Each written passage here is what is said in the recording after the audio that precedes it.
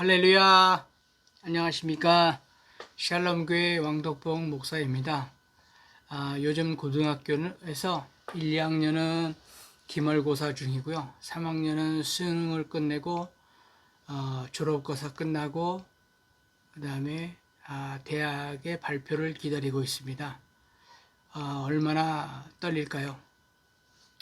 좀 다른 떨림이지만 매주일 교회에 가서 예배 드리기 전에 어떤 떨림이 있으신가요? 아마 두렵고 떨리고 설레는 분들이 분명히 계실 겁니다. 오늘 시편은 100편이고 예배에 관한 내용입니다. 본시는 절대 주권자이신 하나님께서 구속사를 그 근간으로 하여 창조자와 구속자로서 우주와 역사에 베푸시는 경륜과 섭리와 또 관련된 신정사상을 노래하는 신정시 모음집인 95편부터 100편까지의 6편 중에 이제 마지막입니다. 이러한 본시는 비록 5절에 불과 짧지만 그 내용을 보면 전 우주적 통치자이신 여호와와 우리의 관계 및 여호와의 인자와 성실하심이 영원하다라는 깊은 주제를 다루고 있습니다. 이 시의 내용을 좀 더 구체적으로 살펴보면 먼저 1, 2절은 여호와에 대한 환희의 찬양을 온 땅을 초대하는 내용입니다. 이어 3, 4절은 창조자여 선민의 목양자로서 여호와의 절대주의를 선포하며 선민을 향하여 여호와를 찬양하도록 촉구하는 내용입니다. 마지막 5절은 여호와를 찬양해야 할 이유로서 그의 인자와 성실의 영원성을 이야기하며 과연 성도에게 예배란 무엇인가를 잘 알게 해주는 마지막 구절입니다. 본 시에는 이 시의 특징을 나타내는 시어들로 가득합니다.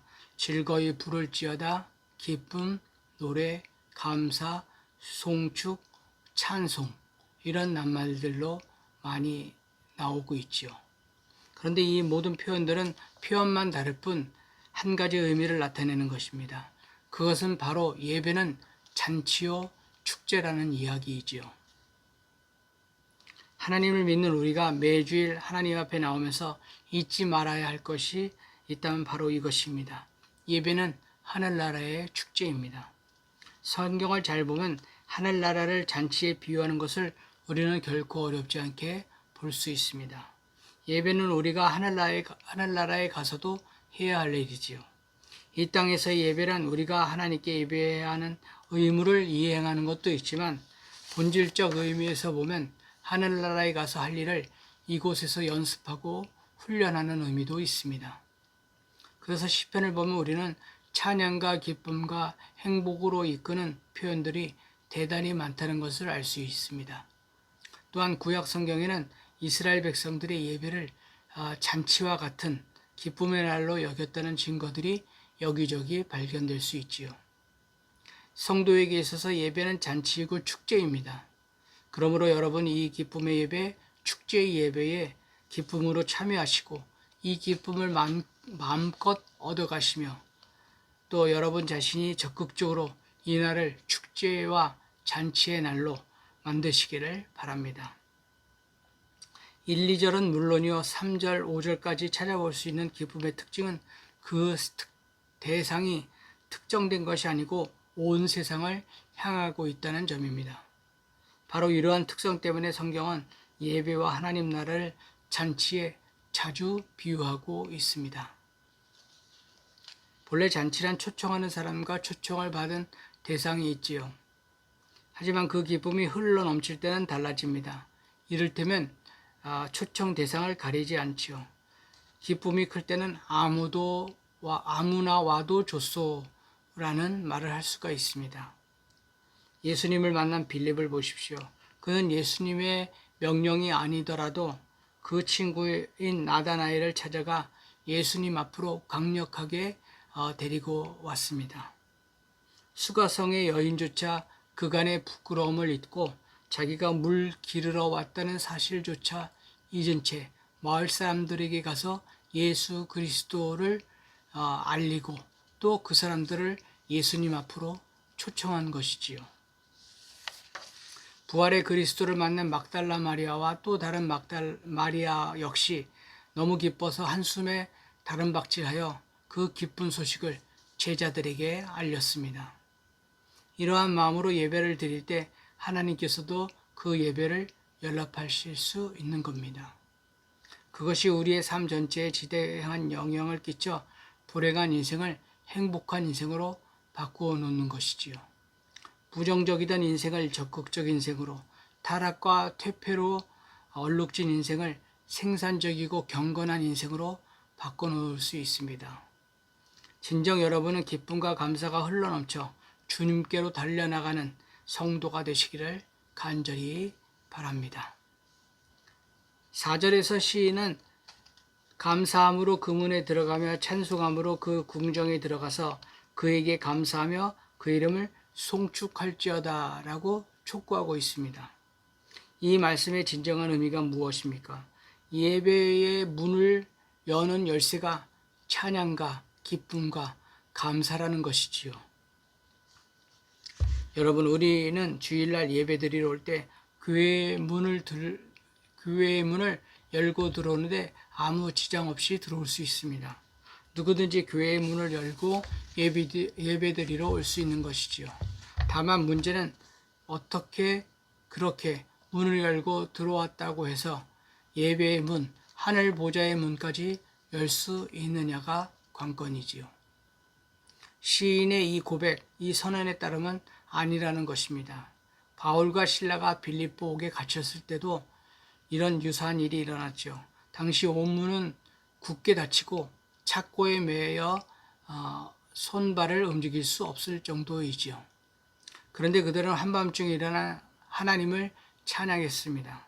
그때 어떤 일이 일어났나요? 그때 직접 옥문을 열 수 없었지만 하나님께서 감동하시자마자 지진이 일어나고 옥문이 열리고 착고가 풀리는 역사가 일어났습니다. 즉 그들의 감사와 찬양이 하늘문, 하나님 보좌의 문을 열었던 것이지요. 뿐입니까? 그것은 간수의 마음에 빗장까지 열어서 그 간수와 그 간수의 가족까지도 다 구원을 받은 것을 우리는 너무나도 잘 알고 있습니다. 이와 같은 사실은 우리가 감사와 찬양으로 나아갈 때 우리의 눈에 보이지는 않지만 하늘 보좌의 문이 열리고 하나님과의 교류가 이어지며 우리가 무엇을 구해도 들어주신다는 사실을 우리는 깨달아야 합니다.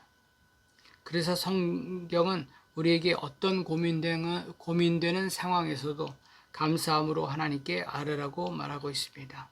시와 찬미와 신령한 노래들로 서로 화답하고 마음으로 주께 찬송하고 찬송하라라고 우리에게 말씀하고 계십니다. 마음의 감사함으로 하나님을 찬양하라고 가르치고 있습니다. 물론 그것이 말처럼 그렇게 쉽지는 않겠지요. 특히 삶이 힘들고 괴로울 때는 더욱 그렇습니다. 하지만 보십시오. 그렇기 때문에 하나님께서 더욱 하늘 보좌문을 여시고 우리의 예배를 받으시고 우리의 기도를 들으시는 것입니다. 이 점을 생각하셔서 주일날 교회에 오실 때에 감사와 찬양을 통하여 하나님 보좌의 문을 열고 하나님께 온전히 영광을 돌려드리며 또한 여러분의 간절한 기도들을 전부 응답받기를 간절히 바랍니다. 5절에서 보면 시인은 대저 여호와는 선하시니 그 인자하심이 영원하고 그 성실하심이 대대에 이르리로다 라고 말씀하고 계십니다. 여기서 대저라는 말은 왜냐하면이란 뜻입니다. 즉 5절은 왜 온 땅이 하나님께 예배드리러 나왔는지 또 왜 하나님께 감사해야 하는지를 마지막으로 설명하는 말씀이라고 할 수 있습니다. 우리는 왜 하나님께 예배드려야 할까요? 시인이 소개하는 바 성도가 하나님께 생동감 넘치는 기쁨으로 감사하고 찬양해야 하는 이유가 무엇입니까? 그것은 한마디로 말해서 하나님은 선하시기 때문입니다. 여기에서 선하시니에 해당하는 말은 좋다라는 의미입니다. 우리가 흔히 사용하는 좋으신 하나님에서 나온 말이지요. 그래서 시인의 말은 우리가 하나님께 예배드리는 일은 하나님 자체가 좋으신 분이기 때문이라는 것입니다. 그리고 이하의 표현은 하나님이 좋으심, 선하심을 보다 구체적으로 다시 설명하는 말씀입니다. 여기서 시인은 하나님의 선하심과 인자하심을 또 성실하심을 나누어 묘사합니다. 본시에서 가장 중요한 부분이라고 볼 수 있습니다. 한마디로 그분은 인자하시고 성실하시다는 뜻입니다. 이 표현을 시인의 의도대로 옳게 이해하기 위해서는 먼저 인자와 성실이라는 낱말에 집중해야 합니다. 성경에서 하나님의 인자와 성실은 하나님께서 언약 관계 속에 있는 당신의 백성을 대하시는 원칙과 원리를 가리키는 용어입니다. 다시 말해서 하나님께서 일단 언약 체결을 행하여 택하신 자에 관해서는 변치 않는 사랑과 변치 않으시는 신실함으로 대하신다는 겁니다. 하나님께서는 본래 성품 자체도 성실하시고 또 자비하시지만 당신의 백성에 관한 한 혹시 하나님께 대하여 배신하는 한이 있어도 하나님 쪽에서는 그 사랑, 성실하심이 변하지 않으신다는 것입니다. 이 두 용어는 정확히 이것을 표현합니다. 사랑하는 성도 여러분, 우리는 예배드릴 때 어떻게 해야 하겠습니까?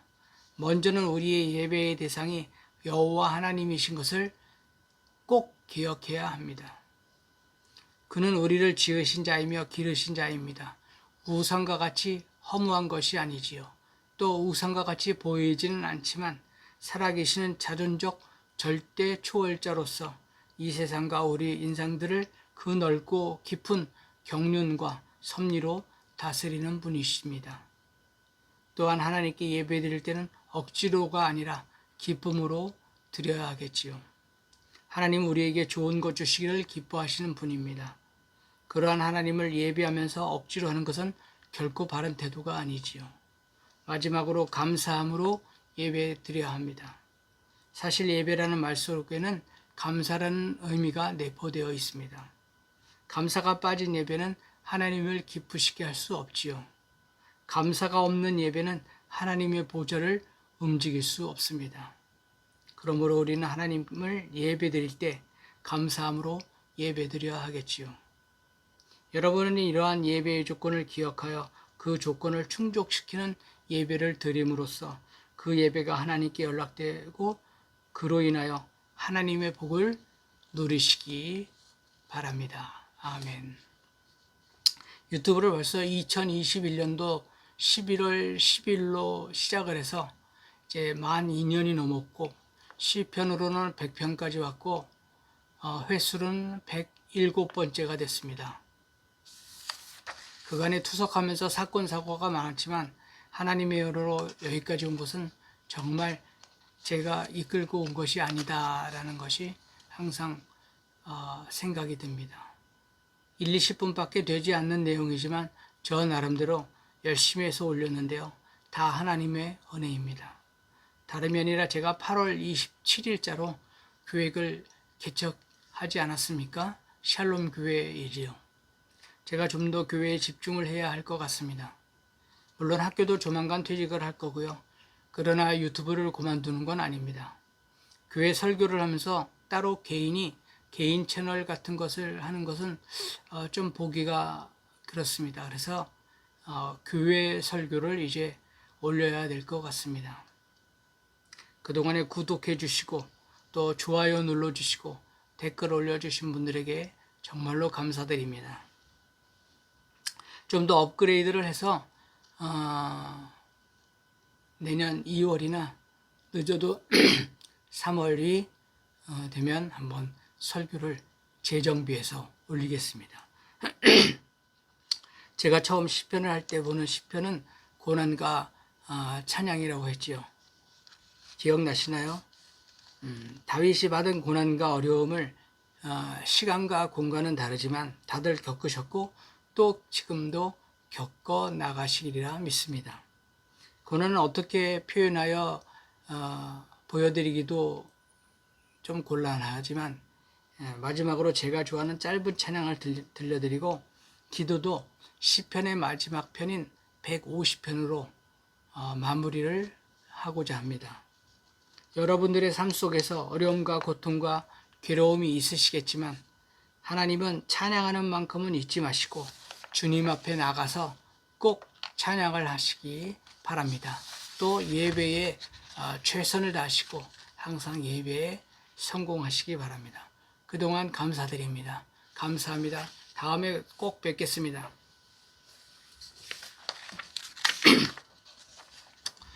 온 땅이여 주를 찬양, 날마다 주를 찬양하세. 주의 기사와 주의 영광 온 땅에 널리 알려졌네. 위대하신 주 그의 힘과 위엄을 기뻐하라. 주의 다스리심을 온 땅이여 주를 찬양, 날마다 주를 찬양하세. 주의 기사와 주의 영광 온 땅에 널리 알려졌네. 아멘. 할렐루야. 그의 성소에서 하나님을 찬양하며 그의 권능의 궁창에서 그를 찬양할지어다. 그의 능하신 행동을 찬양하며 그의 지극히 위대하심을 따라 찬양할지어다. 나팔소리로 찬양하며 비파와 수금으로 찬양할지어다. 소고치며 춤추어 찬양하며 현악과 퉁소로 찬양할지어다. 큰 소리 나는 제금으로 찬양하며 높은 소리 나는 제금으로 찬양할지어다. 호흡이 있는 자마다 여호와를 찬양할지어다. 할렐루야. 감사합니다. 다음에 꼭 뵙겠습니다. 할렐루야. 샬롬.